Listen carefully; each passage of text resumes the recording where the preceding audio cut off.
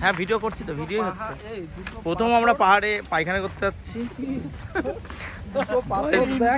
এটা voice over নাও দিতে পারি। ওই দুটো পাথর দেখ, ওই পাথরের মাঝখানে বসবি, বলতে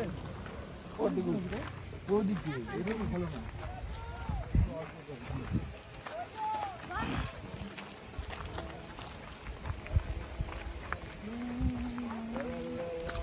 কত সুন্দর ফুল দেখেছে। ওই দেখো পায়খানা আছে শ্রীকান্ত, সুন্দর ফুল দেখো।